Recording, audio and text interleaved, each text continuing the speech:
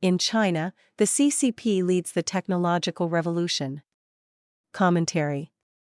True to communist practice, China has bet its technological future on centralized direction. To be sure, the country can boast several impressive private tech startups, notably the artificial intelligence pioneer, DeepSeek. But Beijing would readily sideline these efforts in favor of direction from government bureaus and groups. Although it has had some successes, notably in space exploration, the approach raises questions about how well it will serve China relative to the more diversified efforts employed elsewhere. The Chinese Communist Party's Central Committee has declared that it aims to discover what it refers to as frontier disruptive technologies. To do so, it has tasked the Central Commission for Comprehensively Deepening Reform, with CCP leader Xi Jinping as chairman, to authorize another government body, the State-Owned Assets Supervision and Administration Commission, to organize the effort. The SASAC oversees 90 trillion yuan in assets belonging to 98 centrally controlled state-owned enterprises. Unsurprisingly, it has pledged to align its efforts to China's strategic needs.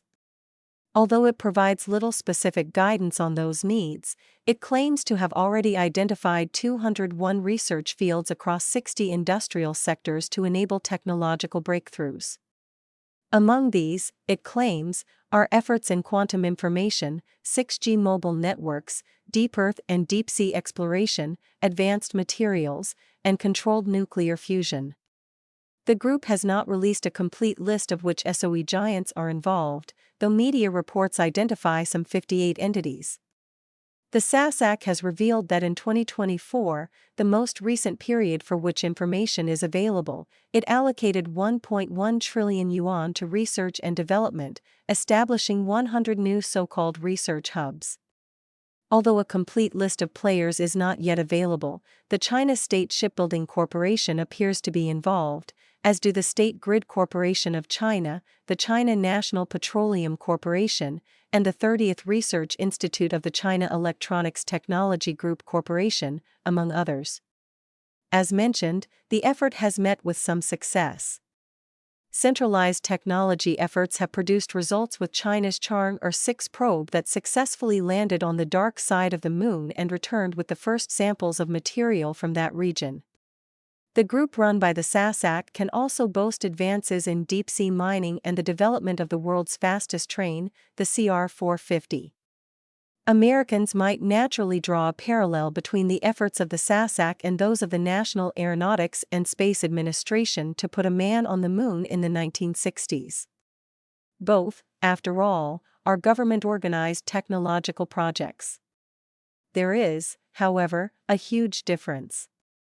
NASA in the 1960s had a singular target, putting a man on the moon and getting him back safely. The Chinese effort is much more generalized, aiming at technological breakthroughs across a broad front. The one lends itself to centralized direction. The other, not so much. Rather than centralized direction, efforts to push back technological frontiers across a broad front might be better served by a variety of independent initiatives, some of which will fail and others will succeed, sometimes by pursuing directions that a centralized committee would ignore. After all, technological breakthroughs tend to come from imagination and not from committee work. It speaks to this difference that NASA began to fail when, after the moon landing, it turned to a more generalized effort. None of this suggests that the SASAC effort will fail.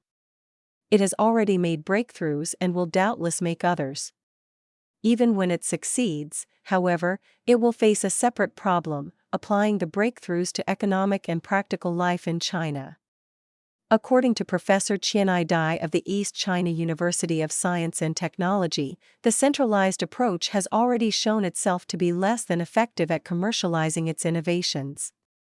In this context, the professor's use of the word commercialize should be interpreted as a general boost to China's economy and daily life. It is noteworthy that NASA's success with the moon landing had little direct benefit for the American economy or American life.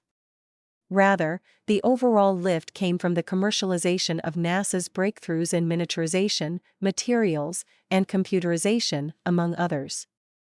Here, too, the economic and societal benefit stemmed from a variety of independent efforts rather than from centralized direction.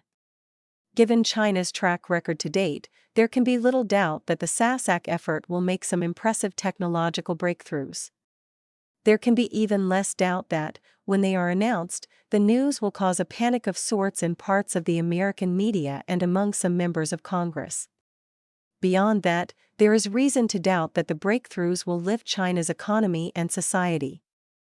Because few technological advances remain secret for long, this irony arises: the diversified efforts that dominate in the United States and the rest of the developed world may make greater use of SASAC discoveries than China does.